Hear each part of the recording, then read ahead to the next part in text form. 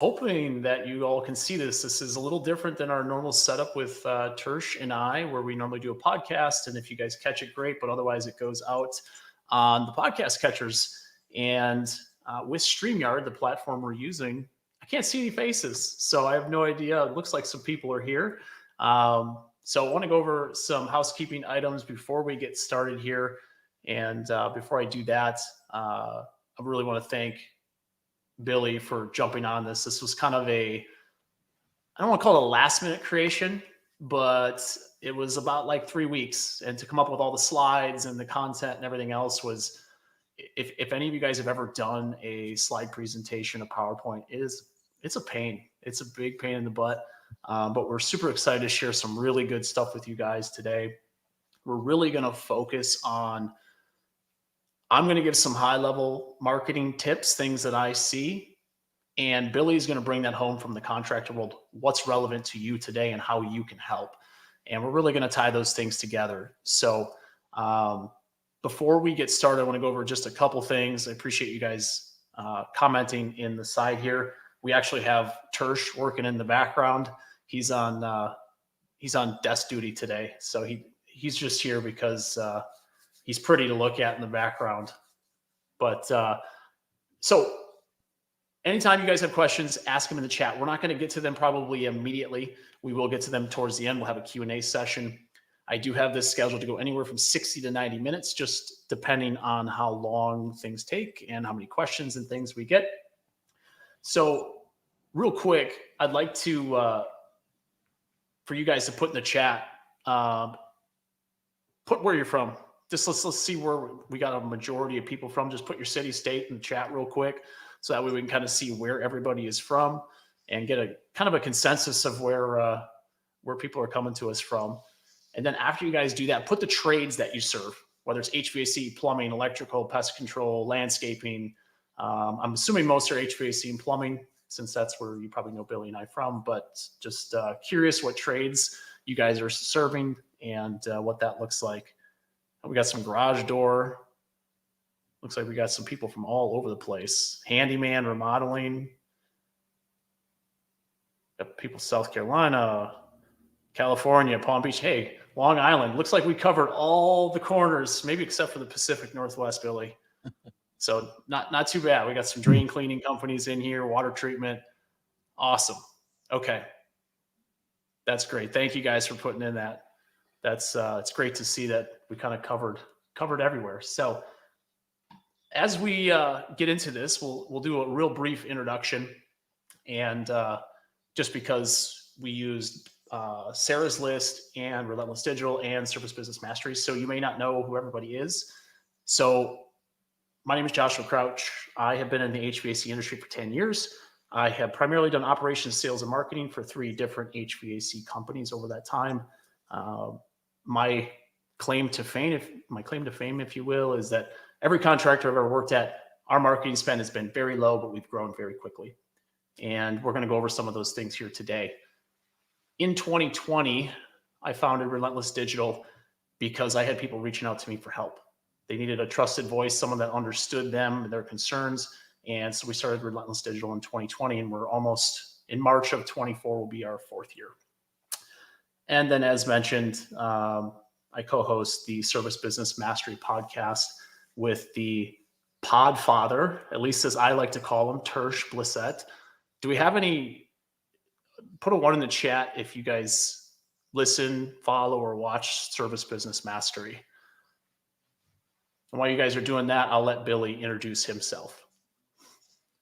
Hey, everybody. Thanks for coming today. I appreciate you taking the time out of your day to listen to us ramble on. But I think we got a few things that will help you a lot and help you rather quickly and not break the bank. That's the whole ideal here, helping you set a foundation. So my introduction is I've been in this space since 1996. I was building houses. My plumber passed away, and I ended up owning that company, 100X the company. Became the main company, or the very first company in the PE craze back in 2011. Got started here in Dallas, and it's gone all over the country now. A lot of big deals have been made. A lot of people have gotten very happy.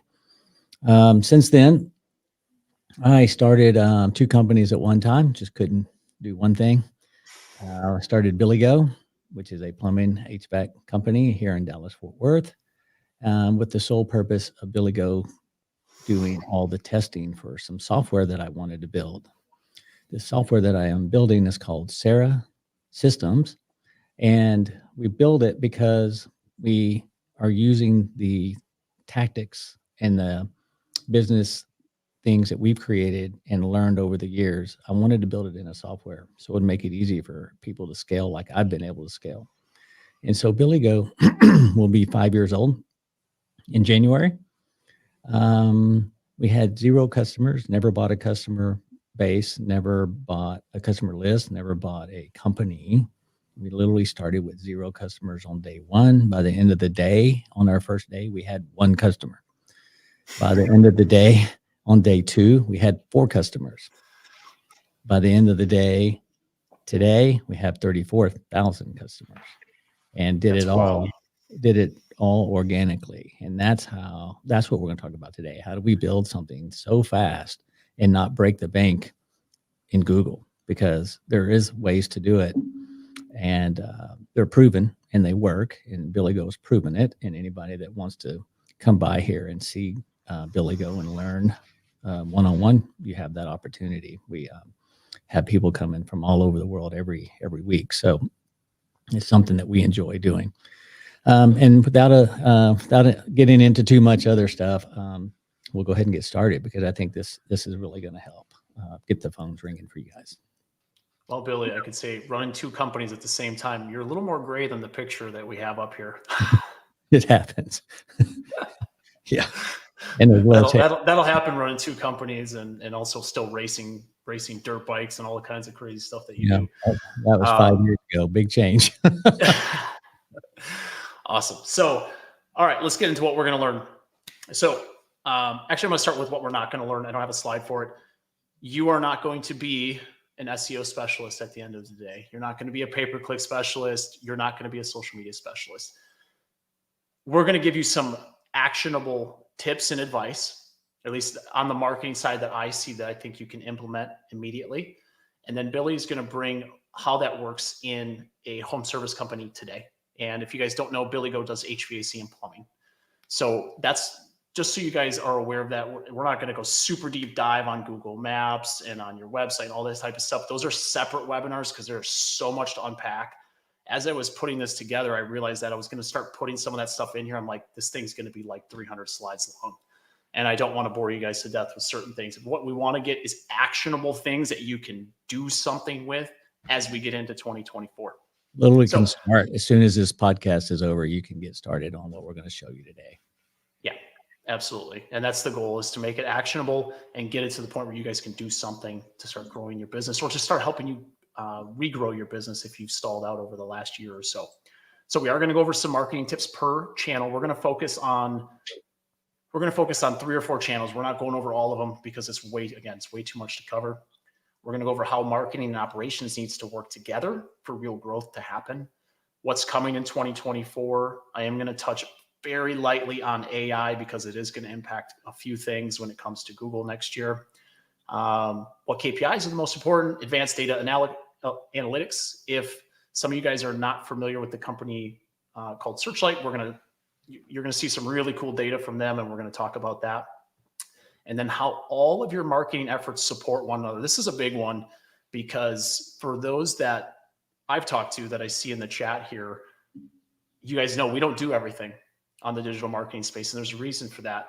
And we're going to get into that and how you guys can support some of the stuff that your marketing companies may not be able to do or may not be best suited to do.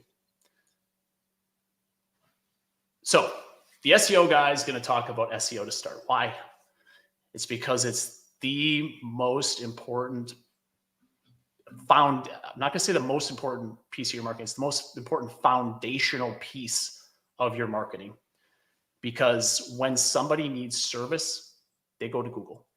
Even with Bing and ChatGPT, and they're trying to integrate, Google has actually increased their share of searches still.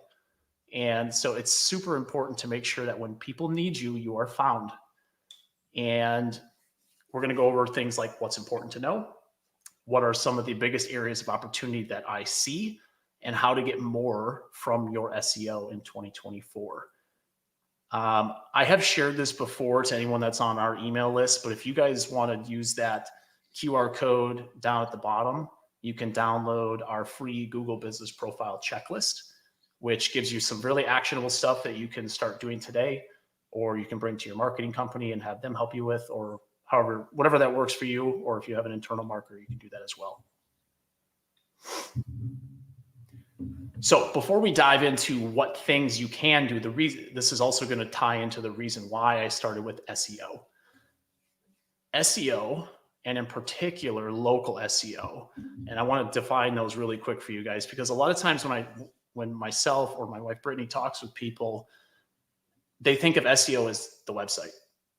SEO has really evolved over the last 5 or 6 years or so. And this is really the whole reason we started our company. I noticed that nobody was talking about local SEO, and local SEO is Google Maps. And whether you think so or not, there is a ton of things to know about what you can do with your Google Maps listings. And that's really where we started the company and specialized. And the other reason that I really love SEO is the average ROI on SEO campaigns is 19 to 20, 25x. Some of that depends on your operations, but I wanted to highlight that because SEO will prop up the rest of your campaigns. PPC is going to be more like 4 to 1, 6 to 1, 8 to 1. LSA is kind of in that same range. Social media is probably somewhere in the middle if you guys run campaigns. Organic is going to help prop that up. So that way your overall cost of marketing is down. And that's why we're starting with that today. And I would say the two other things that I really want to highlight on this before we get into some different tips and things is this right here, the Google Business Profile. Out of all of organic conversions, and we're tracking about 30 or 35 companies with this data, Google Business Profiles get 91% of the organic conversions. So that means the other 9% is your website. So it's 9 to 1. It's an easy way to remember it, 9 to 1 conversions here. Now they may go to your website and come back, but they are converting here. So if you do not have a great reputation, you do not have really great pictures, you do not have offers on your page, you do not have really easy call to actions or online booking, which we're going to talk about here shortly, that stuff is what helps convert these visitors into customers. And then the last thing is this right here. The average cost to acquire a new customer from organic channels is about $100. And where these numbers are coming from, just so you guys are aware, is the spend that clients give us, and in return, obviously, what they get out of that, their revenue generated from that cost they pay us. So that's where this number is coming from. But it's about $100. Billy, do you have any idea what the cost? I think you were talking before, the cost of like PPC and what that stuff kind of looks like right now. Yeah, it's gotten out of hand. The companies with a lot of money in their pockets are spending upwards of $600 to get a call right now. And that's to acquire one customer. Yeah, it's off the charts. So we don't play in that game. We don't do that at all. We have other means, and that's what we're going to show you today and how they work. So you don't go broke in the process. That's the whole idea, is to get a return on your investment. Absolutely. And there is especially as you become a larger company, and I get asked this question a lot about, when is it time to pay for ads, or when is it time to do PPC or do this or that? And it really depends on what your strategy is, because if you have a strategy where you want to grow extremely quickly and you just want to acquire as many customers as possible, it makes sense to pay for ads, because then and part of that is, do you have a system on the back end to nurture those customers, get back in front of those customers, get them into a membership, if you guys haven't listened to that episode, you absolutely should. Billy talked about AC system refreshes, not replacements, but refreshes to enhance the lifetime value of your customer. And these types of, that's where it, if it costs you $500 or $600 to acquire a customer, but you know the lifetime value of that customer is $10, $15, $20,000, it makes sense. But what I find is a lot of companies aren't at that point where they have a great system. They don't have a great outbounding system. They don't have the support staff to get back in front of these people. They can't manage memberships properly. So stuff falls through the cracks. And when we're slow, we don't outbound to those people. So it really, you guys have to be honest with yourself and where you are as a company before you start spending a ton of money. Otherwise, you get on that hamster wheel of spending that money, and it is extremely difficult to get off that hamster wheel of constantly spending money. Yep. So I said I'm going to talk a little bit about what's coming and what's here. So hopefully you guys can see this all right on your screen.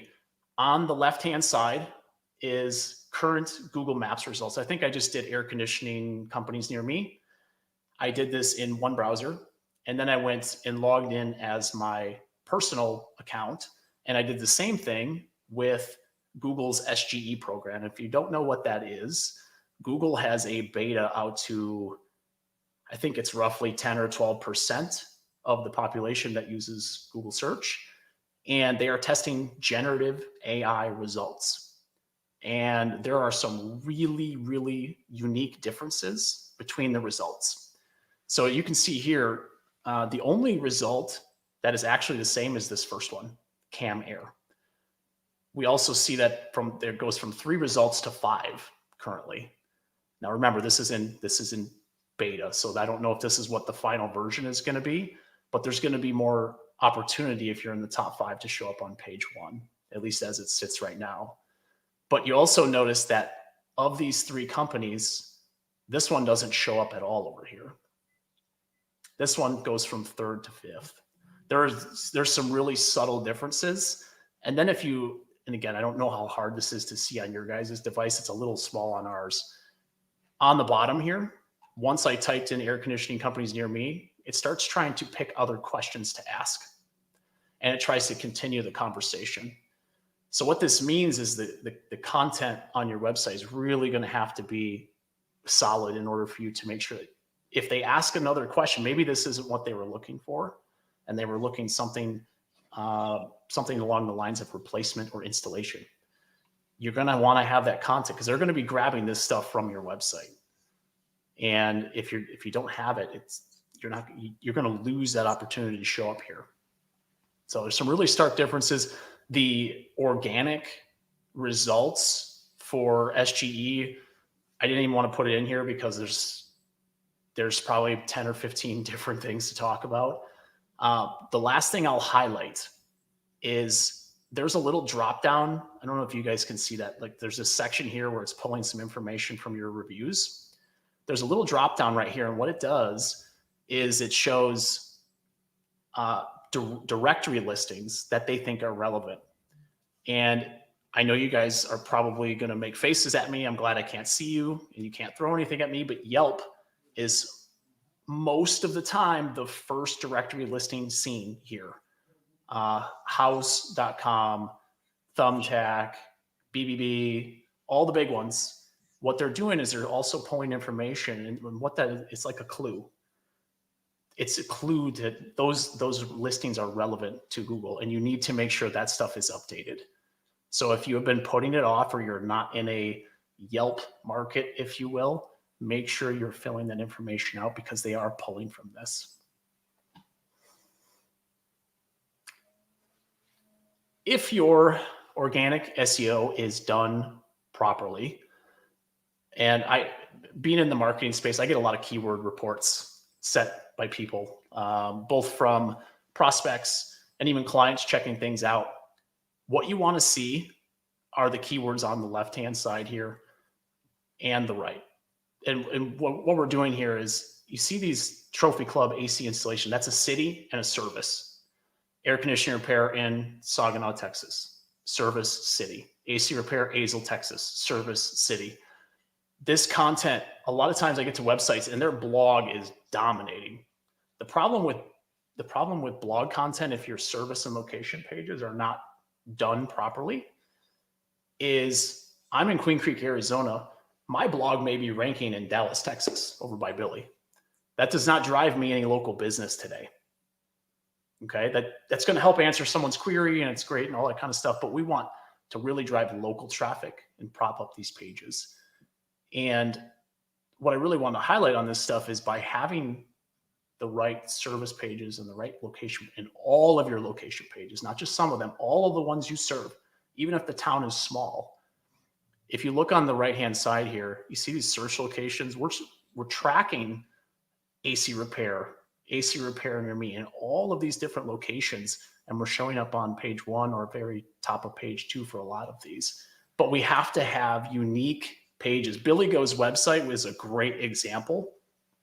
Because I know you guys have every single location you serve. You have a plumbing landing page. I think you have an air conditioning. You have a heating landing page for all of those. I don't know if you know that, Bill. I know you have a team that kind of helps you with that stuff now. Yeah. So I don't know if you have any insight on landing that. pages for every opportunity. That's what's unique. So landing pages live, I guess inside of your website in a way, or off to the side of it. And the landing page is to make the customer comfortable with if they made the right decision, and then they can react and schedule from there, or they can go to the main website to gather more information if that's what they do. So we create a journey for them, a very easy journey, so they stay on the website and decide that, okay, I've seen enough to pick these guys. And that's an art in itself. And it's something I think is very important to do. And finding someone to write these is not very expensive at all.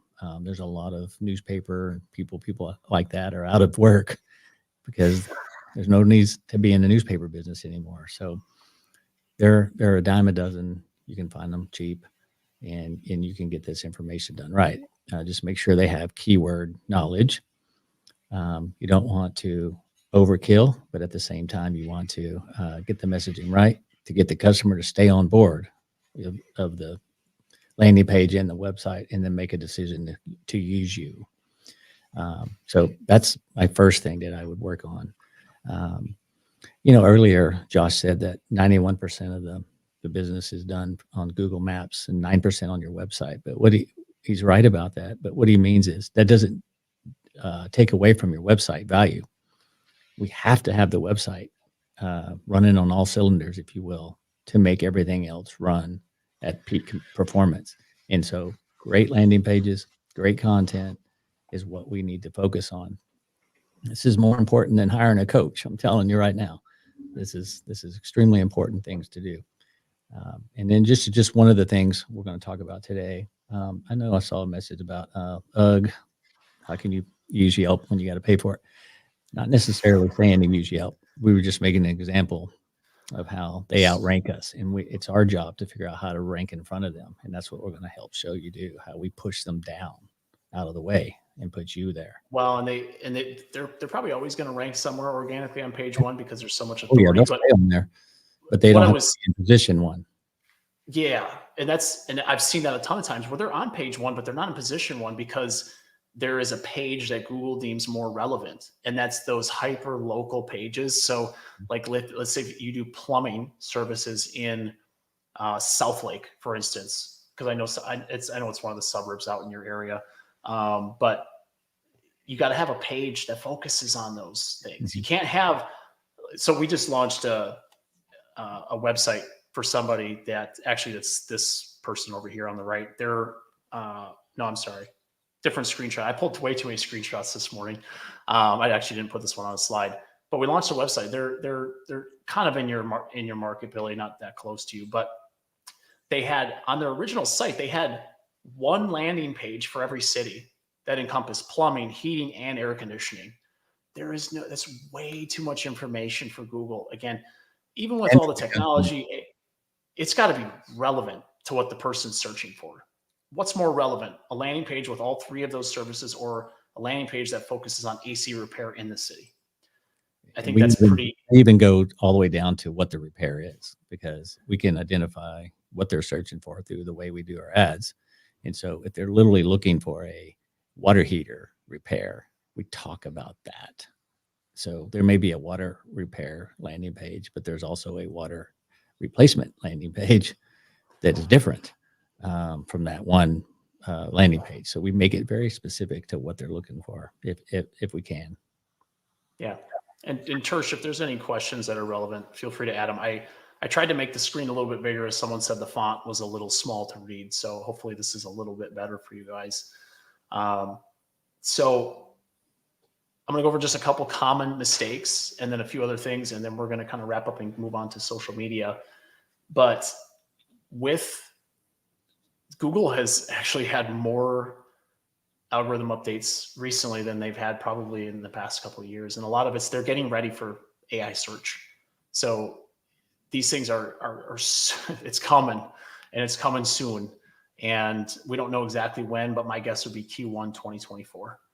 And it's something that people need to be ready for. And you need to make sure you're having conversations about that stuff so you're prepared. But common mistakes that I see is, one, your Google Maps listing. You guys would be absolutely shocked how many Google Maps listings we go to and nothing has been updated. Nothing. It's sitting there. It's like, well, we got verified. We do get reviews, but that's all we do. And it is like a social media feed, which we're going to talk about here in a few minutes. It has to be updated regularly. Posts, photos, offers. If you change seasons, this is a great one for, especially for HVAC or even plumbing, if you want to focus on drain cleaning versus plumbing specifically. That primary category should be updated. And I'm going to give you guys a quick example. Take this as a quick tip, but your primary category for our clients this summer was air conditioning repair service. Primary category this fall is furnace repair service. And the reason for that is, one, it's more relevant to what people are searching for right now based on the weather. And then the other thing that needs to be done is that landing page, that main page that when you click website on your phone should open up to a page that's focused. We'll go use this example for right now. Furnace repair, and I'll use Queen Creek because that's where I'm located. But it should be a furnace repair page for Queen Creek, Arizona. And it has to be super relevant because that's how Google knows your business. If you have let's say I'm in Queen Creek, my location's here, and I'm targeting Phoenix, and I have a page for Phoenix, well, it's not going to work well. Okay, so stuff has to be super relevant and on point. That's the type of stuff that whether it's us or your marketing company, should be handling for you. I also get this question a lot. When should you consider new locations? Google business locations are prime real estate to grow in a market of your choice. And what we have done and used with clients, and I noticed some of you guys with multiple locations are on the chat here, but you can open up a legitimate office. When I say legitimate office, it cannot be one of those Regis offices where you rent space and time during the month. It has to be a legitimate office space. It does not have to be big. But once you get that verified on Google, you can use that as a satellite office to grow your business. And as we all know, as we saw from the data that Searchlight provided us, organic conversions are much less expensive. There are some things you have to keep in mind with that, because you're going to have to start rotating reviews and doing some other stuff behind the scenes. But think about a market you want to grow in. A lot of people, when they start their business, their original location is not necessarily in the best place to grow their business. It's where they could get shop space. It's where it's next to their house. You have to really consider those things, because location is now not necessarily storefront space on the corner. It's location based on Google and how the results work. So it's still super important. And I find a lot of people don't have a good location when it comes to Google My Business.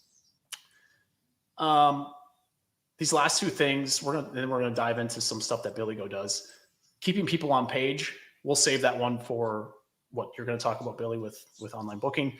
Yeah. But this one right here is a big one, because we get questions a lot, and I see threads a lot that, what can I do to help my marketing company? And one of the most obvious things, at least it's obvious to me, and hopefully it is to some of you, is to start creating videos. I know you're probably rolling your eyes. You've heard it dozens of times. You've seen threads. You've maybe taken some courses on how to do it. Video is the most important thing you can do because one, think about it. What is the most popular platform outside of Google? It's TikTok and YouTube.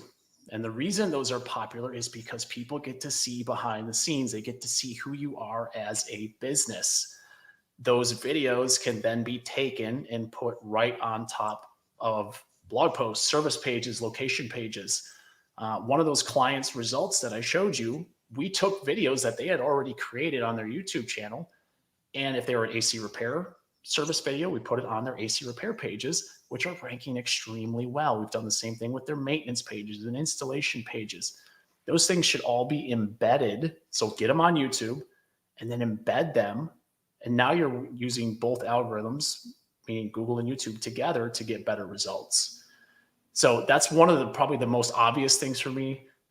These things right here, guys, these things are great recorders. There's teleprompter apps that you literally can type in what you want to say, look at the camera, say what you want to say, get someone, whether it's a marketing company or someone on Fiverr, to edit the video for you. And quickly you will have a video that you can put up on YouTube. Bill, I don't know if there's anything you want to add on that. I'll get to Ray's question in a minute. Oh, absolutely. So video creation is extremely important, and what you video is more important than that. The thing that you need to recognize is we need original content. We can't use stock videos. We can't use stock photos. We must create your own content that shows your brand, that shows your experience. It has your people that work for you in the videos, has your trucks in the videos, and then the locations where you do business need to be in the videos. And we'll talk about that more here in a second, how important that is. Yeah. Trish, you can, if you want to put that question back up. I get this question a lot too. What distance is too close for a second location? Some of this is market dependent. Like if you're in the Dallas-Fort Worth market, and we'll just use that as an example, you have an extremely dense population and you're probably not going to rank for much more than a couple miles from your building just because there's so much competition.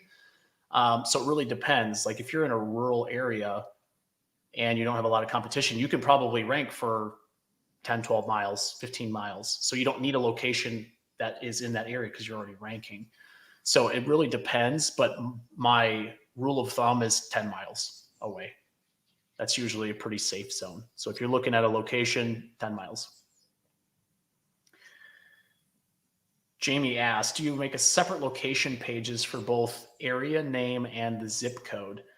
No, I don't do much with the zip codes. If you would, one thing that I would recommend if you do zip codes, put them at the very, like just way at the bottom, like the zip codes in, like, let's say we're making a Dallas plumbing page.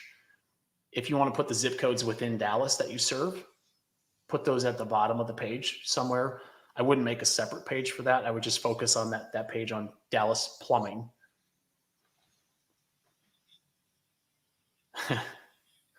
Great question. Good content writer. Yeah.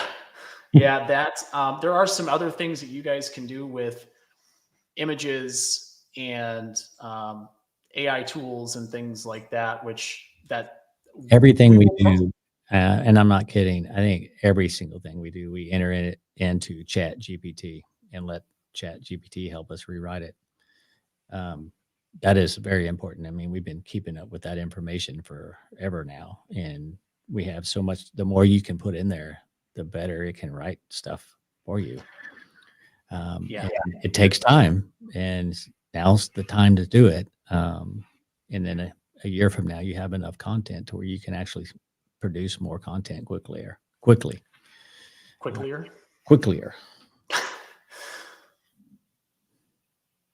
So Ben, there's a bunch of tools. He asked, how do we run a test on our website to see if it's optimized correctly? So the problem with some of the tools that are out there, and I'm not gonna get on a soapbox here, I promise, is they're gonna tell you that your meta titles and your meta descriptions and some of the technical SEO jargon needs to be like a certain amount of characters. It's not true. It's a guideline built by SEO tools. So some of this stuff is valuable, some is not.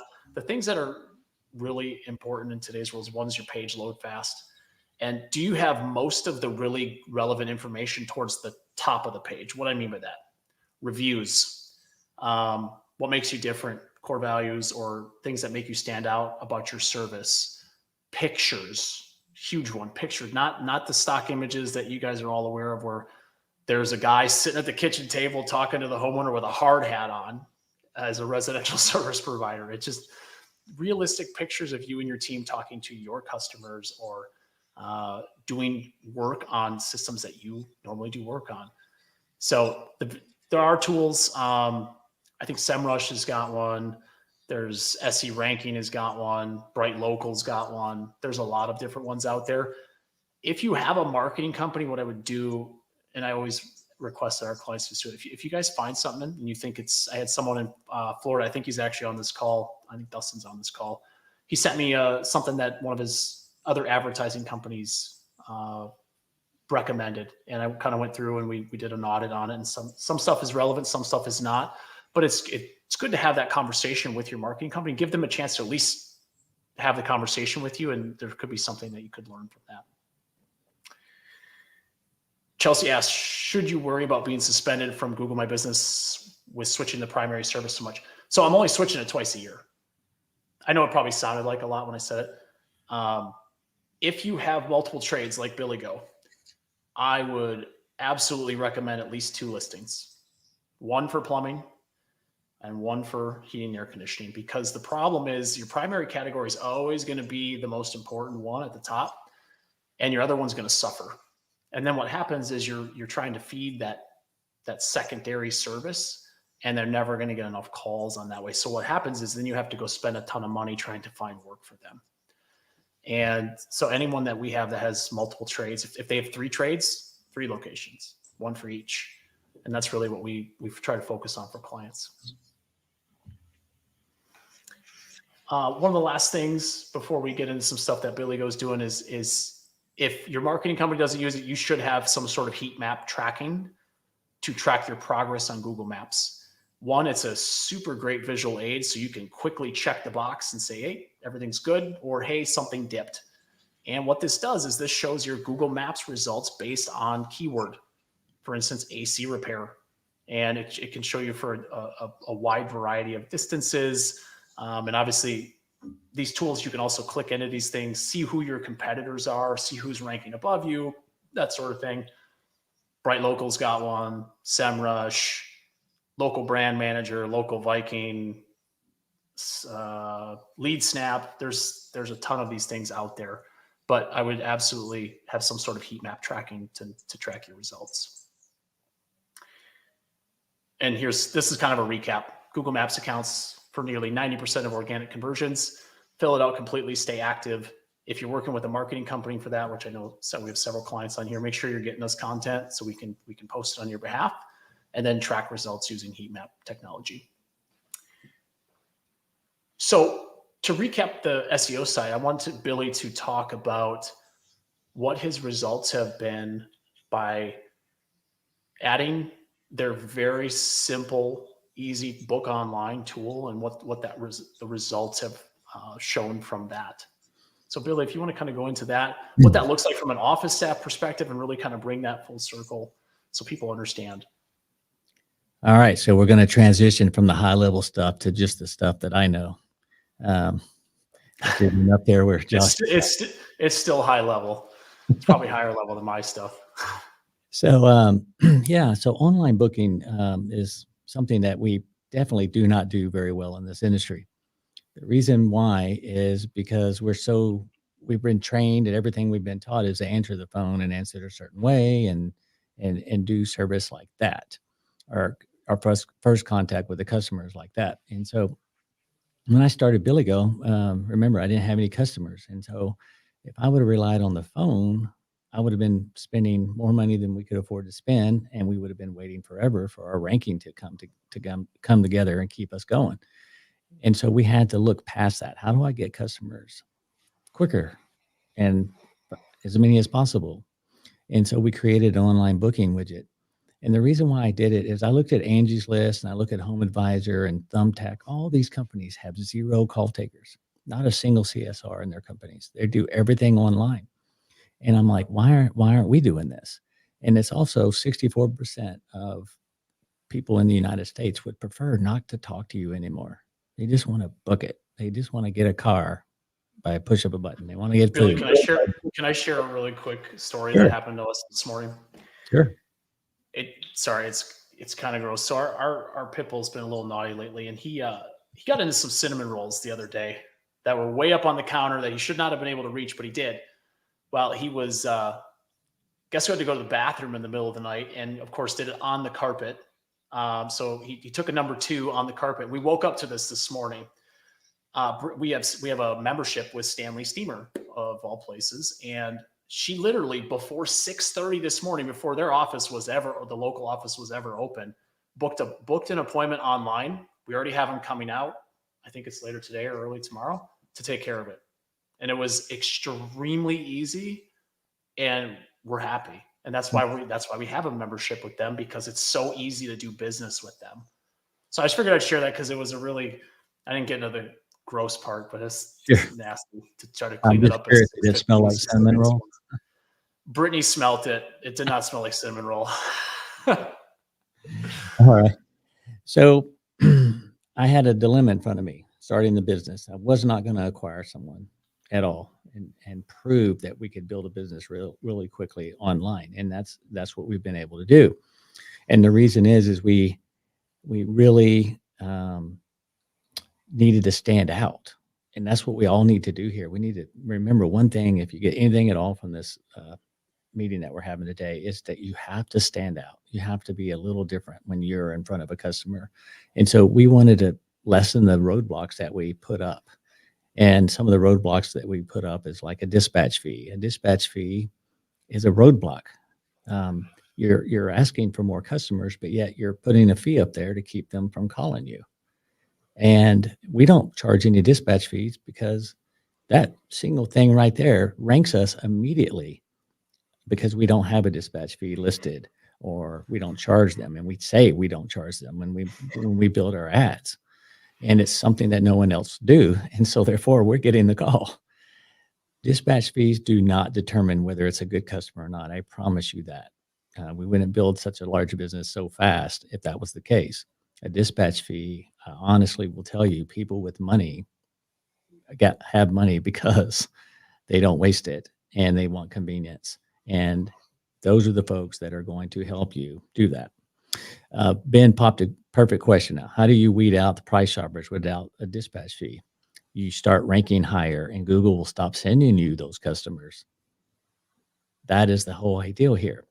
Get yourself on page 1 through SEO, through all the other things that we're going to show you today that I do at BillyGo, and get yourself better customers from the simple fact that Google totally understands who you are as a company. And that goes back to what Josh led me into this conversation with, is our online booking. Our online booking is not like any other software in the space. I know there's some softwares out there that are offering online booking, but if you look at the URL, every one of those have the software company's name first. They're getting ranked for it, not you. And or it's iframed in, where it's essentially like Google can't really see where it is. And that was one of the things that really stuck out to me, is it keeps it on your URL, and then your existing customers, when they want to come back to they're typing in your name. And I didn't have time to pull it, and Bill, I wish I would have. I went through your SEMrush report of keywords, because what I wanted to do is I wanted to show people how many brand searches BillyGo got, especially you guys have only been in business 5 years. You don't have like a legacy business that everybody knows because their mom's mom have used you, all the way down to the current generation. It's just who they use, right? You guys literally had, I think, almost a full page, and a full page is almost 100 different variations of keywords and different pages that rank for the term BillyGo or some variation of it. And I'm talking thousands of brand impression searches, even though this brand is not even 5 years old yet. And it's because people keep coming back to the website. They keep searching for BillyGo. And because I'm assuming a lot of that has to do with the service that they're getting, but also the ability to book those appointments quickly without having to talk to anybody. It automatically goes on the dispatch board, and it's clean and it's very simplistic. But I wanted to highlight that. If anyone's interested, you can reach out to me later. I'll get you a screenshot of that. But there's thousands of brand impressions for BillyGo's website, um, just in just a couple years, which is really fascinating to me. Building a brand is the most important thing you can do, and it's the cheapest thing you can do. And so that's why we get so many customers, because the brand is being developed, the ease of use is being developed. We make it super easy for them to do to do business with us without dispatch fees, and we make it easy for online booking. So if 6 out of 10 people want to book online, they're going to Angie's List instead of you, because you don't have a real one. And the booking online that you may have is basically a call collector and then an email sent or a text or whatever to let you know you have a call, but it's not actually really booked. And so Google cannot see the journey. And what we do that's really different is we show the journey all the way through, from the process of where they booked, where the call came from, what they booked, what we did when we went and saw them, how much we charged them, they satisfied, 5-star reviews, see the whole thing. Then they see the repeat visits, because Sarah doesn't take over your URL. We keep yours available to you and to the customer. So you build up your SEO presence. And that is the difference. That's the little things like that that make the difference. Thanks, Yeah, Mitchell. yeah, and we had some love for Sarah in the chat, but I wanted to highlight this one because it's. I'll be honest, guys. I've been in those coaching organizations, and I learned a ton from them. And it's not to take away anything from them, but a lot of what gets taught today is to pre-qualify your customer by giving them fees. And some of that is, there's probably some truth to that. Like, well, if they're going to pay a higher dispatch fee, they'll probably pay for other work. But the problem is, how many people have no idea why they're paying a dispatch fee, because your person on the phone never explained to them why they have to spend that, or another they way didn't do to a very avoid good that. job of giving the value. Another way to avoid that is also in Sarah is we can select where you want to do business. If you want to do business in areas where you feel like there's better customers, you'll only get calls from that area. And that's how you can actually keep guys like Josh honest, because it'll tell you if you get any calls outside of that area. And and so that's what's very important as well, is to keep it concentrated, owning your backyard, branding your business, and building that online presence, because we just don't have that any other way, other than the way we're doing it. And so we're seeing businesses growing that take this serious, do the work that they need to do on Josh's side, and then coming in and using this booking widget that we have. And then not only that, what happens is these customers can get all their information from their customer portal, which again is hosted on your website. And so they go and they look at their invoices. They can pay from there. They can look at photos. They can do anything they need to do from there, and schedule calls, share the calls with someone else. Maybe they're at the office, the maid calls and there's a problem, or their wife's calling from the office and the husband's home that day. They can share I that. got a question for you. I actually Yeah. was going to save this till later.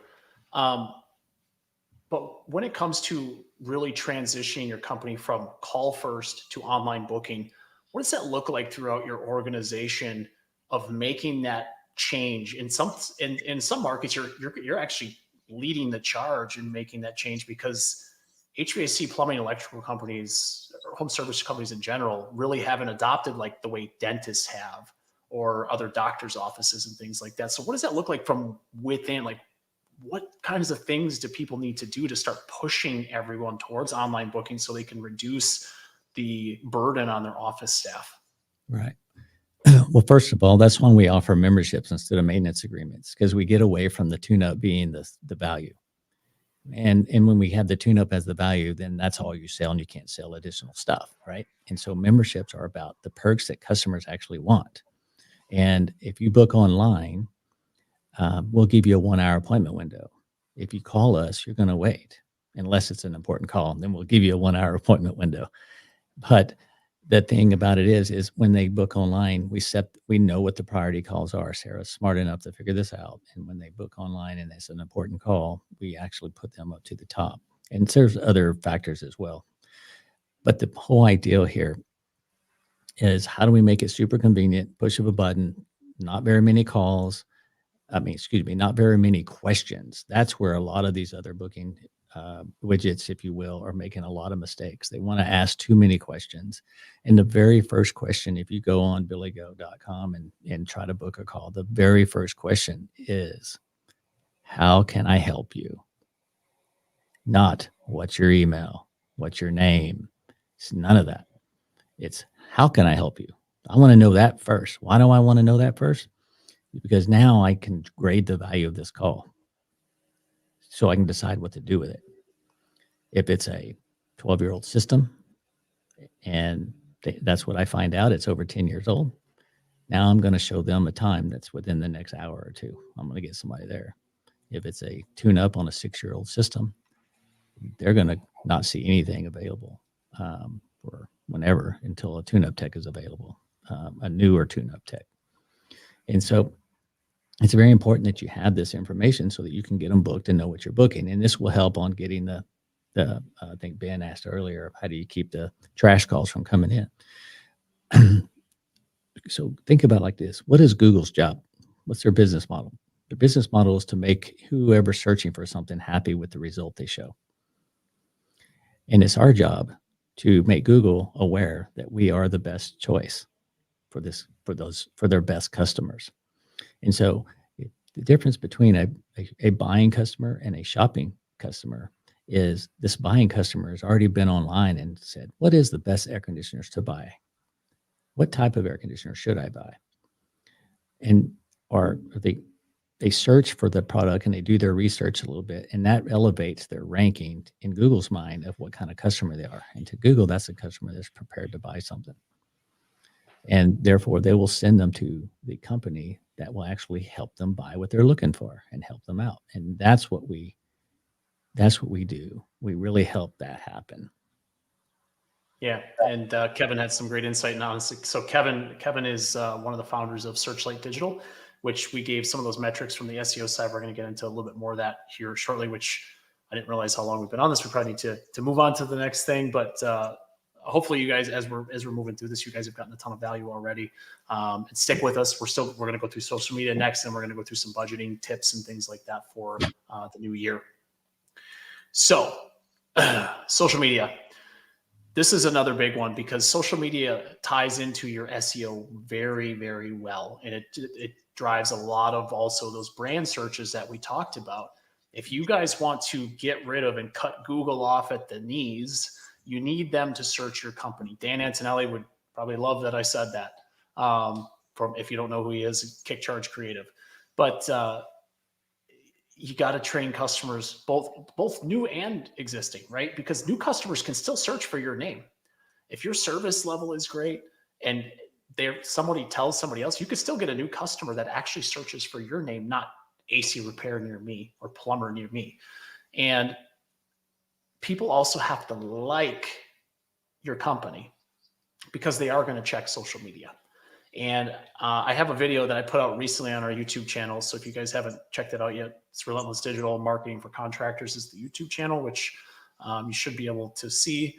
And I Google has now allowed us to tie our social media profiles to our account, meaning you can link. You used to not be able to do this unless you had a really big social media presence. You can link your Facebook, LinkedIn, I think TikTok's an option on there, Instagram, and so on and so forth. You can link all those to the bottom of your profile. So when your profile shows up, they'll be linked at the bottom. I think you can link 5. You can link up to 7, but 5 show. And what's going to happen from that is, because it's right there and it's easily clickable, people are going to actually look at your social media profile. And a lot of times when we jump on calls, we see a social media profile that looks like a whole bunch of virtual dust has been collected. It's just sitting there. Nothing's really happening. There's really no pictures. Every once in a while, somebody throws up an offer. And my guess is you guys start to do some things, and this is a generalization, so don't take it personally if your social media presence is awesome. But you start to do some things and you realize, not really getting a whole lot of traction on this thing, so I'm just going to move on to something else. The thing is, people are paying attention. So let's go over a few tips here And you guys feel free to screenshot this. And I'm also going to send this out afterwards as part of a replay. Short form video content is huge to educate and show what a day is. And if it's not you, if that's not your personality, find someone on your team, delegate that to someone on your team that likes creating content. Most likely you guys have a tech in mind or a plumber that has that personality that enjoys doing those sorts of things. Obviously have some guidelines, but have them help you. You don't have to do it yourself. This is a big one here. Show what your team is doing, because even if you're not getting leads from new customers, you could get leads for employees, because employees want to know, what does it look like to work at BillyGo? What is it like to work at ABC Heating and Air? They do search these things, and you'd be surprised how often they're going to look at these things as far as, hey, maybe I want to work there. They always look like they're having fun. They take care of their people. They feed them. They're always training them. These things are important to prospective employees as well. Some quick tips: repurpose Google reviews on social media platforms through automation. If you want some help with that, Tersh or I can easily help you with that. That's something I've actually been doing since like 2018 through Zapier, is taking 5-star Google reviews, getting them to a social media page, and just keeping the page active. Super easy way where you don't have to touch it after that. One of the last things I'll go over here before we move on to BillyGo and how you guys are leveraging social media. Local Facebook groups is by far one of the most underrated marketing channels available to you. And the reason is most people do it wrong. And what I mean by that is they post from their business account. They're always trying to sell. You're not giving any value or education to your market. And when those conversations come up, when somebody's looking for something, some sort of local service near you, and you guys all have these pages. If you need to look up these pages, just literally go to Facebook, go to the search bar, type in your city, and you'll see there's probably several of them. Or if you're like in Arizona, we have neighborhoods here. Look up your neighborhood. There's tons of these things. I think Brittany is in like 7 or 8 of them. The only problem with that is she buys all the sweets from everyone that's making homemade treats. So we get a lot of sweets at this house that get delivered from our local neighbors and stuff. But post that same educational content we told you to create with video, post it there. But do it from your personal account, and do it in a way that you are literally just giving back to your community. You're just trying to help someone else. Those videos, I'm telling you guys, this stuff, even if you don't get a lot of likes and stuff on it, people pay attention. And then what they're doing is they're looking at you like you are the teacher of your market or classroom.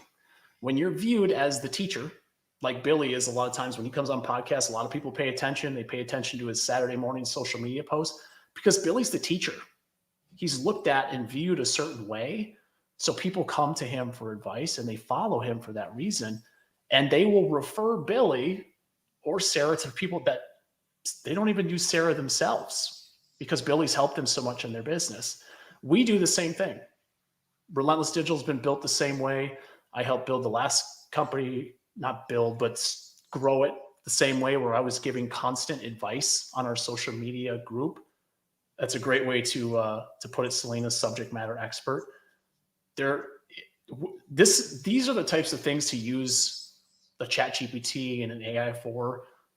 Put in a topic, ask ChatGPT to give me 25 different questions that people could ask. Super easy way. You get a ton of content ideas, and then you just have to figure out which ones are the most important to you. I did this for an electrician on a call last week, and it took me about 45 seconds to quickly just type something in and say, hey, I'm an electrician. I serve this area. Please come up with 25 video content ideas that I could help residential homeowners learn more about their electrical system.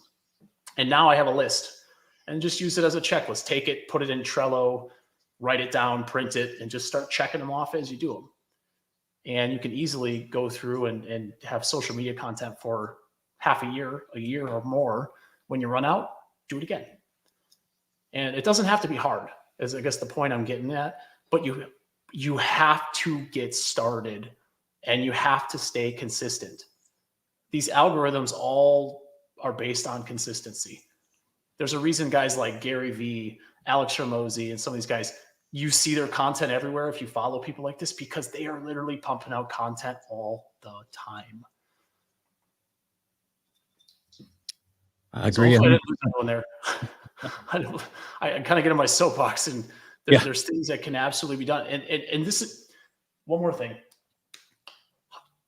You can absolutely, and hopefully I don't hurt any of my marketing friends' feelings. You can absolutely hire someone to help you with social media.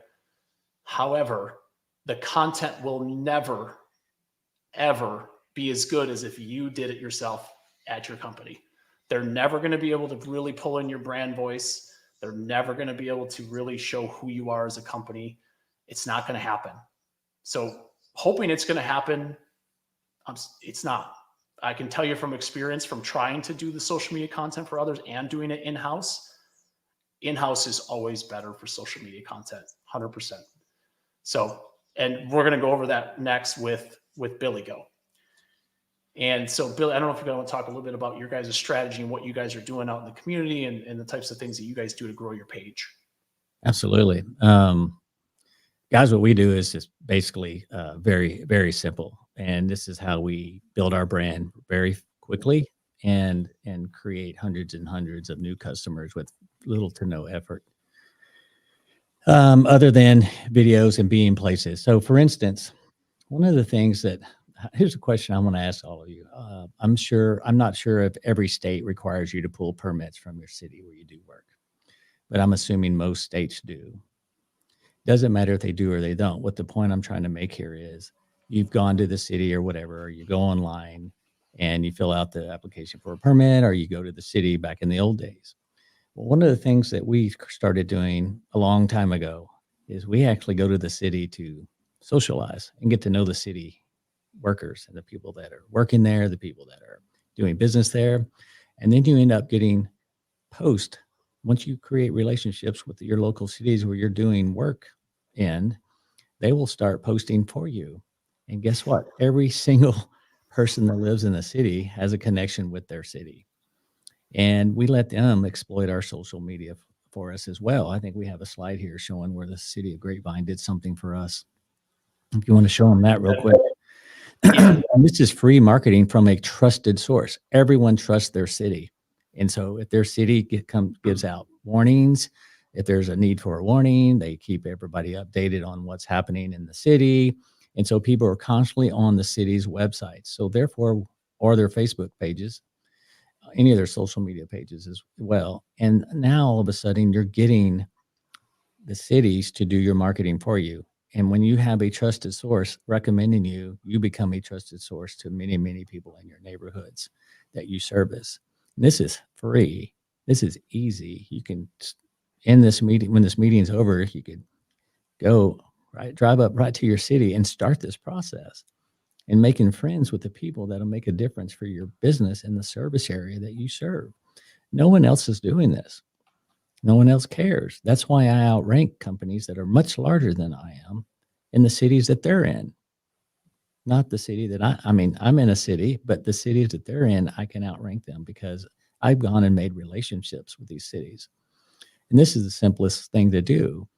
And it takes time. You can't be there selling. It's not about selling yourself. It's about, how can I give back?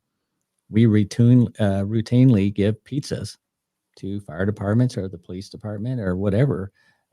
We do these things. We give back to the community. We help folks that can't afford water heaters or something, or an air conditioner, and we video it when we put them in, or they win it in a contest. We create contests that has something to do with the local city, a festival or an event, and we broadcast it live, and we get lots of people to get involved. Well, here's a great example. This snippet. So what Billy was talking about is I think it was maybe October or September. You guys had like, and every town or city, and unless you're really in the middle of nowhere, usually has some sort of like fall festival or some sort of thing like after summer's over. And what they did is they were giving away free plungers and also opportunities to win a free tankless water heater, which from a perspective like, oh, who doesn't want free hot on demand water? And they got 2,000 Well, you can see the graphic, over 2,000 leads in 72 hours. Now, I reshared this post really shortly afterwards because I thought it was absolutely brilliant that it took 3 days to generate 2,000 leads. And I had some people argue with me about what a lead is. And a lead is anyone that, whether they fill out a form on your website, they opt in through through chat or form, or they call you and do business with you, or they decide, hey, I'm going to write down my name, email, and phone number on a piece of paper and give it to you that says, hey, I want to try to win this thing. Obviously, you should definitely have some sort of documentation that says, hey, yeah, you opt into marketing messages, especially with some A2P 10DLC regulations that have come out this year. But those are leads. Yes, they may not all have their wallet out today saying, I want to purchase a tankless water heater. They want to win one for free.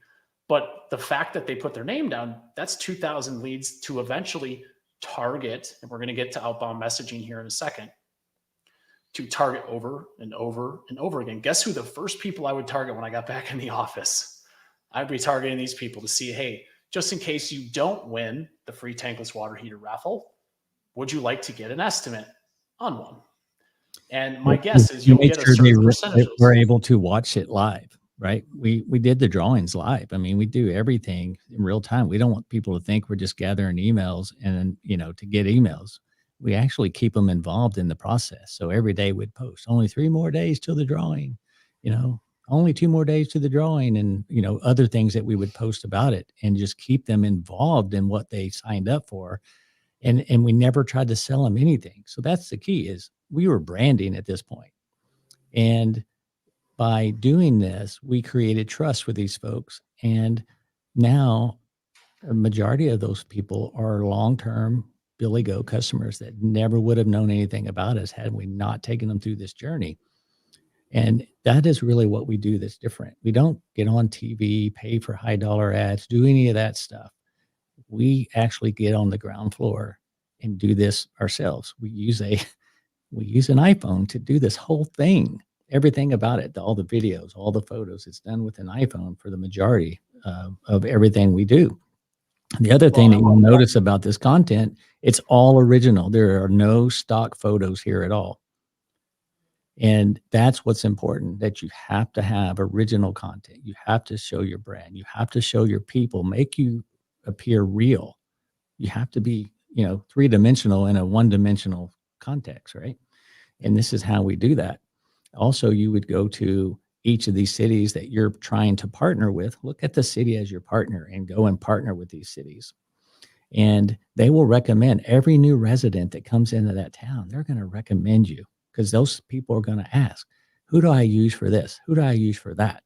And the city is going to go, oh, well, BillyGo is always in here, and I answer the phone. I see him in here all the time. So call BillyGo. That's who we recommend.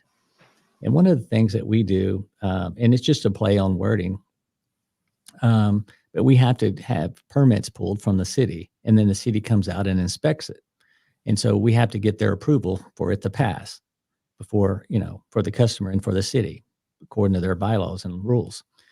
And so therefore we are approved by the city because they go out and approve our work, right? And so we just take a spin on that, and our marketing says approved by the city of Grapevine, approved by the city of Dallas, because they go out and approve our work all the time. And so we just take that information and reword it and market it. I love it. And that's why I put these screenshots up here. I literally went to BillyGo's social media page and I just took some screenshots of their photos section because I wanted to highlight this, because so many people struggle.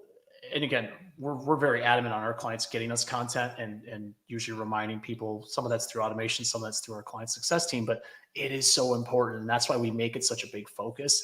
And these are things that you guys, no matter the software you use, almost all the softwares have some sort of photo capabilities. Just download the photos from there, or have someone, when the job is over, pick the best before and after, or the best photo from that. Have your team get involved in these. We used to run customer yard sign contests where we would put a yard sign right at the end of the driveway and ask the customer if they would take a picture with the yard sign, smiling, of course, Sometimes we had our truck in the background or with the tech. If we got someone else to take the picture, or there were 2 guys on the job, but we asked them if they wanted to be entered to win $100 for a yard sign contest. We did this several months in a row. And then eventually when I would send an email out to our list, even people that hadn't done service regular be like, well, hey, can I get a yard sign and take another picture? They were literally like, hey, can you come drop one off? And I said, sure, we'll come back and drop one off. And it starts becoming a thing, right? But again, the point of this with social media especially is consistency. You can't do it for a month or a week and hope it's going to take off. You have to be consistent. If you are not consistent, it will never take off. And I urge you guys to check out BillyGo's Facebook page. Get some ideas. They are always posting local things. I mean, you can see in here, they got a buck on the wall, a deer head on the wall. It looks like someone went 4-wheeling. It was probably Billy. I mean, there's just things that are fun and then in that market make sense. And every market's a little unique, but show your personality. Don't be afraid to stand out a little bit. We're already at an hour and 10 minutes, so I'm going to get through a few things here, Billy, so we can kind of get to just real quick. I want to talk about some budgeting stuff, at least give some more value that way. I'm not going to talk much about some of the other advertising methods because honestly, these are the 2 biggest foundational elements to your marketing. If there's enough people that are interested, I'm happy to bring on some thought leaders on the paid ad side and the traditional media side and do something similar. But some of that stuff, if you get the foundation right, everything is so much easier after that. You can put gasoline on the fire. I have some of that right here. Gasoline on the fire. Get your foundation right. It works so much better if you have those things in place. If you don't have a good social media presence, start there. If you don't have a good presence on Google, on Maps especially, start there. Start somewhere. Rome was not built in a day, okay? I know you guys see the stories of the guys that have built a company so fast and all the other things, but the reality is you don't know the full story, okay? You don't really know what's going on behind the scenes. You just see the wins on social media and you think, oh, I want to be that person. There is a lot more stuff that goes on that never sees the light of day. Stop worrying about what everyone else is doing and have I don't know what the technical term is. A psychologist could probably help me with it, but stop comparing yourself to these other people. Focus on the important things for your business as we move forward, so that way you guys can get this stuff right. I do want to talk about memberships for a couple minutes here because memberships play an enormous role in BillyGo's success. So Billy, do you want to maybe give some numbers and kind of give what that looks like for you guys? Man, this is a whole nother show. In fact, I'm doing a coaching on this 2:00 with a bunch of folks that have signed up for it. Maybe give us a high level details. I'm just gonna say, I'll just be frank about this. There is nothing else you can do that's going to build your business faster than a membership program. Bar none. There is just nothing that even comes close. Can you define membership? Because I know that there's a lot of discrepancy because Billy offers these for $99 no matter how many systems, plumbing, HVAC, and there's a lot of questions about this. Absolutely. I'll just do it on a higher level. That's super easy. That's exactly what it is, right? You just sign an agreement for maintenance. Therefore, why do I need to buy extra stuff from you? I just signed a maintenance agreement. You told me the maintenance agreement is what I need to keep my system running smoothly and working perfectly and last longer. And now you're wanting to sell me something extra. I'm not buying it. That's the whole problem with the maintenance agreement. You are locking yourself into one sale, and that is a tune-up. And that is the problem with the maintenance agreement over a membership. A membership will do a tune-up, but that's not the focus. The focus is perks, information, being connected in the city, seeing all the branding. But really and truly, what the customers want are convenience. They want convenience more than they want maintenance. They don't want to waste their time, wasting time with you or someone else. Because really and truly, the problem with today's customers are they have information in front of them now and they're not stupid anymore. And they know the whole idea behind a maintenance agreement, and that's to try to sell something else. because that's all we try to do to them. We just bang it over their head over and over and over again. Every time we show up, we're trying to sell them a new system or whatever. And that is the problem and why companies suffer. These companies that are dropping 30 and 40% in revenue are because they build a model based on maintenance agreements and selling equipment. Now that folks aren't buying equipment right now, those companies are dropping the most because they did not design a company of relationships.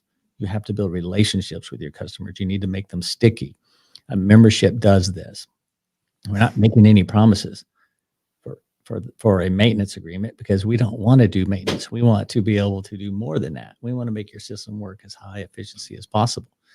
And that allows us to sell you things because I didn't pigeonhole myself into a maintenance agreement, which I told them when I sold it in the summer, oh, you need this because this will help you make your system last longer and longer and longer.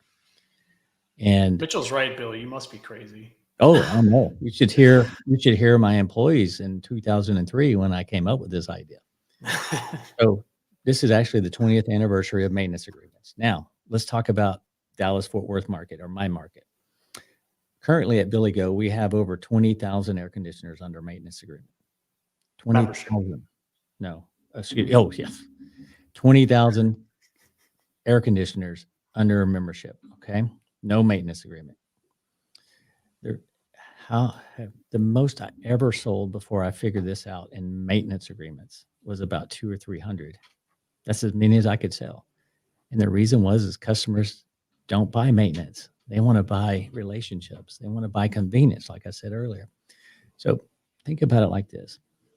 A new system fails every 12 years on the average. Let's just use that. So that's 8% of the 20% is going to fail every year. That's 1,200 systems. 1,600 systems, excuse me. 1,600 systems are going to have some type of catastrophic failure in 2024 that I have under membership. 1,600 of them. If I were to sell 20% of those, of those 1,600, which would be 320 systems at just $10,000 each, how much revenue is that? And they called me. They called our company and only our company because they have the membership with us. They're not calling around getting prices. We've already created this relationship and they trust us because we're not trying to sell them at every single step of the way. And that is really the difference between a maintenance agreement and a membership. Memberships do not focus on the tune-up as the sole center of the deal. Well, and this goes back to we talked about how to bring your company, make it more about online booking and things like that. One of your biggest selling points, and you guys use this in a lot of your marketing that I've noticed, home of the 1 hour appointment. Everything we do. I think that's your tagline or your slogan is home Everything of the 1 we hour do. appointment. Absolutely. Now, how do you get a 1 hour appointment at BillyGo? You book online because I don't want to spend any money hiring people to take your call if I'm going to give you a 1 hour appointment. I want to keep my cost of doing business down very low. And so therefore we are able to be more agile and we can move around more, we can move fast, and we're not overburdened with people in the office doing many, many different jobs and getting in the Billy, way. how many office staff members, support staff members, CSRs, dispatchers, and stuff do you guys have at BillyGo? So we ran this entire year on 3 people in the office. And I want to let everybody know that yesterday we hired our 4th person to come work at BillyGo inside our office. Our revenues are around $15 million. And we ran the entire year with 3 people in the office. And we hired the 4th person because someone really special came in the door and then we wanted to take them. And so we know that we can take this 4th person and go to $20 million next year or higher, just adding 1 person. And so we have as many people as $1 million companies have. And how do we do that? Because, that's a whole nother subject and we're running out of time, but memberships and online bookings are the reason why we don't have to overstaff. The other thing is the people that work here make way more money because there's not too many of them. And so we're actually giving really high paying jobs to people that work in an office for $20, $25 an hour, wherever, in most places, where our pay is, way higher than that. Not even close, substantially higher. And when you do that, you get better people, you get more professional people, and the jobs get done. There's not all this chaos, and it's organized. And we know that when a dispatcher has a job and they dispatch that job, guys, that dispatcher should be finished with that job at that point. It's no longer a dispatching problem, and we hang into the dispatch area way too long. That should be moved over to the operation side, to the people that are actually running the jobs or managing the jobs with the technicians. Get it out of the dispatcher's lap. Don't involve the dispatcher anymore. There's no other reason for that. And that's where everybody gets bogged down, because they give the dispatcher all the main jobs to do, more than just dispatching. And so it's just simplifying and running an efficient business is how to make a lot of money. We routinely sell our equipment less than our competitors, not because we want to be cheaper or lower the pricing. We don't have to sell them at $20,000. We can sell the same thing at $13,000 and actually make more than a company charging 20, which is the big guys, right? We can make more money at 13 than they can at 20. And so we do that through efficiency and simplicity and getting rid of all this chaos that's in the office by understanding and defining jobs. And so memberships help us do this, because we're not trying to get on this hamster wheel of always trying to find these extra customers over and over and over and over again, sell them something. And every time we sell them something, we got to go find a customer to replace them. And then we need to find a second customer to grow. And that's expensive. Well, what I love about this, Billy, to kind of wrap up memberships, and we're going to get right into the next thing, which is outbounding, is the simplicity. And we talked about actionable items at the top of this, where we really wanted to give some action items. I have built maintenance programs myself in the past, and I have overcomplicated the crap out of it. I had the VIP option and the gold and the silver and the bronze, all the stuff, right? All the bells and whistles. One was like $349, or this month. It was so confusing. You have made memberships simple. And we're at a time, we're in December right now at the time of this recording. The bulk of the season, when you're going to acquire customers and get new customers, is going to be, depending on market, March through July, August for most markets. Sometimes a little bit later if you guys are further in the north. Have a program in place to sell these and train your team now. Don't wait until April or May to start training on these, and offer this to everybody. You guys can start outbounding this, which we're going to talk about in just a second. Outbounding this so that way they get these benefits before the season ever comes up. I actually get really excited. It's crazy how they respond. Well, and then you can take care of your customers on your members. You can still give them a tune-up. It can be when you deem it's time to give them a tune-up, though. And that's really the power of this. And that's where we're going to get into outbound marketing automation. And again, I apologize. We did plan this for about 90 minutes. We're getting close already. Billy and I we have a lot of stuff we like to share. I think we need to break this up into different sections and focus on one spot in the next seminars that we do. Yeah, we're gonna have to. We'll definitely have to do that. It's good feedback. And great questions coming in, and we're out of time in 6 minutes. So yeah, definitely. So I did want to talk about this one, because this is honestly one of the more important things that we talked about today. And this goes hand in hand with both memberships and also what you already have. A lot of times, and I have been guilty of this in my past before I learned, I would always, and I took the shotgun approach a lot of times, where it's like, I'd take a job anywhere for my guys. I don't care where you are. I don't care where my guys are. We just take a job. We literally, windshield time was 30 to 60 minutes in between jobs. We did a star pattern. We're doing this. And granted, this was a while ago, but it was crazy to me how much, as I reflect on it, how much inefficiency we had. And my guess is there's at least a couple of you that are listening to this that can relate to this, where you'll take whatever comes in because you're slow, or you need jobs, or whatever, or you just need new customers. Every single person you serve you should have an email, and they may not, if they're a little older, they may not have a cell phone or may not give you a cell phone number, but you should have something you can remarket to them. So that way, right now, when I know that it's Christmas time, it's not the best time in the world for air conditioning, heating, and plumbing businesses, right? Because wallets are tighter. Christmas is coming, New Year's coming. Everyone's kind of shutting down. They want to focus on that stuff for their travel. Have a way to get in front of your customer base like that. Literally, click of a button. You have a lever you can pull, and you can start generating jobs on your board. Now, HVAC, this is a little easier because we do tune-ups all the time. That's how we're taught, right? Tune-ups. And that's how we bring new guys in and all that stuff. If for the plumbers and the electricians and some of the other trades on here, start turning your company into a maintenance company where you're doing safety inspections throughout the entire house.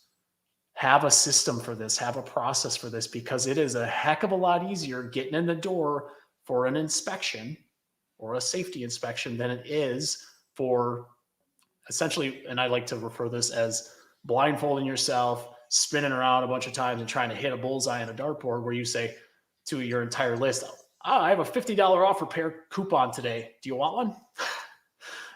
Who's the chances of you getting a reply on something where you're literally throwing a dart blindly at a dartboard versus, hey, just wanted to let you know that we're going to be running outbound safety inspections so that way your family's safe this year and your plumbing systems are all good to go. We'll check this, and this. Would you like to get scheduled? And you can give a discount for that. You can do a whole bunch of different things with that. It's so much easier to get in the door when you offer things like that versus, hey, I got $99 drain cleaning offer. Do you want it? You guys can probably see the difference and just think that through. But outside of that, there's so much stuff that you guys can do. We could probably have an entire webinar just on automation and outbounding and things like that. But grow your membership list so you have an easy list that you can go grab any single time. If you're slow today, you can have jobs booked tomorrow. That's the only marketing way that you can guarantee yourself you're going to have jobs, to have your customer list to go and outbound to, because everything else is going to cost you money. And the worse the situation is for you, if you don't have any jobs for the next 3 days, you're going to have to spend more money to fill the board. And that's my advice to you guys. There are programs out there. We will have one shortly ourselves. There's programs out there like Chirp. Upfrog has their own program, and actually Justin has a cheat sheet for doing some outbound offers and things like that he's given away. So if you guys want to reach out to him and talk to him, he's got a great cheat sheet, and then talk to them about their AI AI assistant, I guess, for lack of a better term. But there's so much stuff you guys can do with this. If you have a list of 1,500 customers or 1,000 customers, even 500, you can book jobs today. You just got to go ask, and you got to go reach out to them. I don't know if there's anything else you want to add on that, Billy, but this is something I'm super passionate about, because it doesn't cost any more money to do. Right. Well, we built something in-house that we're working on. Actually, we built it in BillyGo, not Sarah, because we wanted to get it tested a lot quicker. And we did a blast outbound marketing and the other day, and 2,200 people opened it up and responded, and we had to turn it off. It got out of hand real fast, and we learned a lesson on how much. There's definitely there's some nuances with how you want to do this. Like I had a customer in Florida. He's using Podium, and he did an outbound blast at like 4 p.m. in the afternoon to his customer list, and he's like, I will never do that again. I was answering text messages all night long. So there's some nuances, and there's some things you want to keep in mind, and there's some tools that you can do to drip these things out over time. But the proof is in the pudding. I asked if any of you guys are on here that follow my personal page, I asked the question, if you had a text message or an outbound text messaging strategy. We had one person reply over the last 3 months. This person's ran 7 campaigns. I don't think they're in the Texas market somewhere. I don't know exactly where, but they did over $1.5 million in revenue in 3 months. Obviously, they got a little bit bigger customer list, but still, this guy ran one last week, closed $40,000 over the weekend with one simple outbound text message campaign. Yep. We did one for a plumbing, heating, air conditioning company in Tulsa, Oklahoma. in April of this year. And most of their growth it was just a simple tune-up. That was all it was. We reached, I think there was a customer list of about 5,000 people. They booked almost 300 tune-ups and sold nearly $300,000 worth of extra stuff just by doing a simple tune-up. These were not members or anything like that. It was just their customer list. And they, on a typical slow month in Oklahoma, where it's not quite warm yet, they grew tremendously year over year based on that. They did almost what they do in June in April because they reached out to their existing customers and kept their team busy. So hopefully you guys are seeing the power of doing this. And we send this to our online booking because there's why spend time paying people to answer the phones? That's the best way to do it. And you can do it when they're home and you get more effect out of it. Some other things that we do, and we don't hit them a lot. We just, we do the fair amount, if you will, only when we need it. But other than that, that's very, very well done. Yeah. If you can do it right, if you know how to do it. So, yeah, and Alicia, to your question, guys, I'm sorry. That's okay, Billy. I got just like two things I'm going to finish up with as you jump off here. I know you got something going on. I will give. I have the call to action for you after this that I'll hand out to everyone as well. So feel free to hop off if you need to, and I'll go over just two more things for the 58, 60 people that are still on here. Sound good? Yeah. Okay. Alicia, I want to answer your question or answer your question really quickly here. It depends. Depends on what you're trying to do. If it's the busy season, you may want to send out a text for filter reminders or some sort of maintenance tip. If you need work, 100% send out an offer. And these offers should really get you in the door, because just like we talked about with the dispatch fees with Bill, and I'm not saying do a tune-up for free, just to be clear, but get in the door, because nothing gets sold before you get in the home. I don't care how great your tune-up is, nothing gets sold until you get there. And so, yes, we absolutely, this was a $59 AC tune-up that we ran for this case study that we did back in April. The last thing I want to go over real quick, I want to take an example scenario and help you guys with budget, because this is a question I get a ton. And Billy, feel free if you got to jump or just pause yourself or whatever you got to do over there, feel free.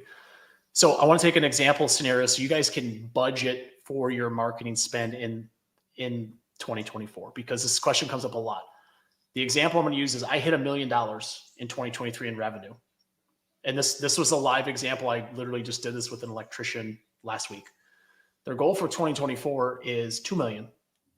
So based on their P&Ls, they want to spend 8% of revenue on marketing.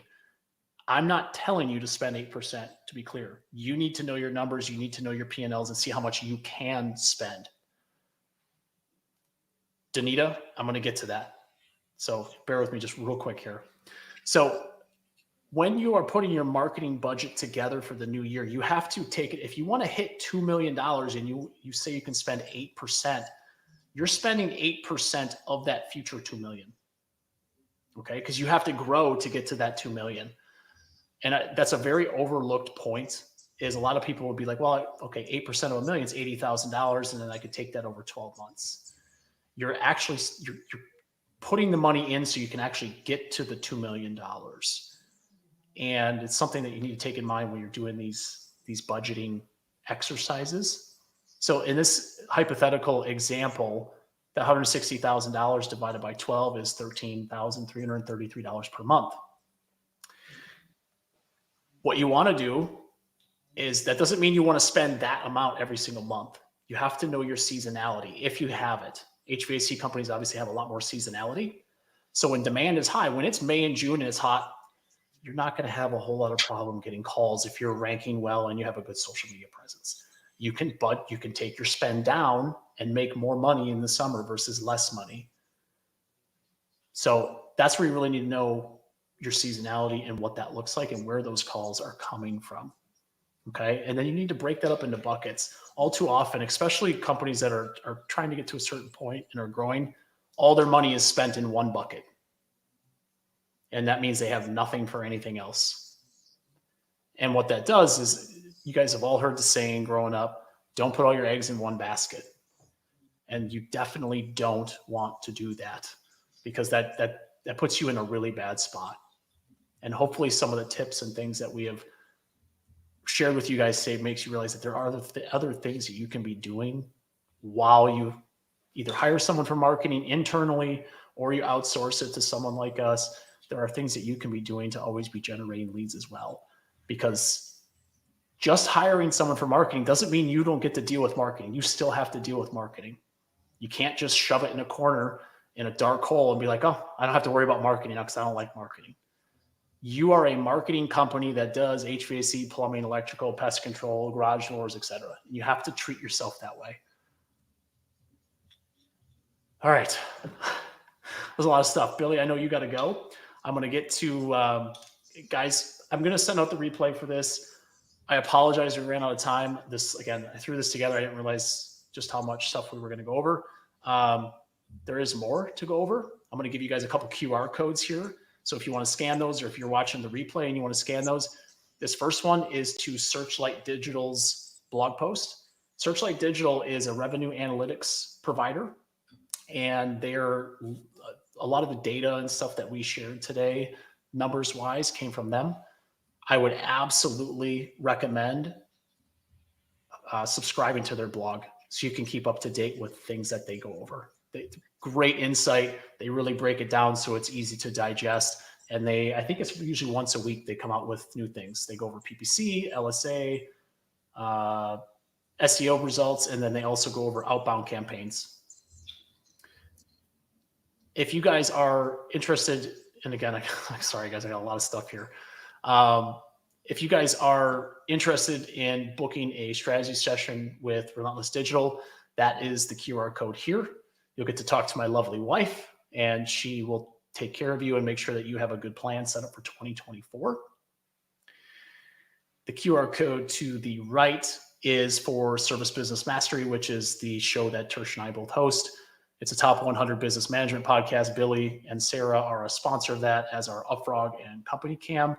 And we get a lot of really great guests on our show because we are in the top 100 of the business management category that can bring some just really great information on all different segments of the business. It's not just marketing specific. We cover everything from sales, technician training, operations, P&Ls, financials, things like that. We cover the entire spectrum of owning and operating a service business. And for those that are interested in talking further with Billy, he has just opened a wait list. He is going to be doing some coaching. And this is something that he just launched, so it will be a wait list type thing, but he has had some really great success by people following what they're doing and learning the systems and learning how they put these things into place. So if that is something you're interested in, this QR code will get you in the right place, so that way you guys can have a conversation and go deeper into that. All right, I think that's all I got. I really appreciate, we had several of you hang out till the very end, even though this went a little longer than I had anticipated. Thank you so much for hanging out with us today. I would love to hear from you on feedback from this webinar, because this was the first one we did and we vowed to get these better. For those that follow Relentless Digital or anything that we do, I plan on doing these at least once a month moving forward with different thought leaders. So if there are topics that you guys would be interested in learning more about, we plan on doing these quite often. Some of those will include Tersh, some will include different thought leaders on CSR coaching, sales coaching, operational efficiency type stuff. So it's a lot of really great stuff that we're going to be putting together this year. And I look forward to seeing and speaking to several of you guys down the line here. Thanks for paying attention. And I hope you guys all have a wonderful day.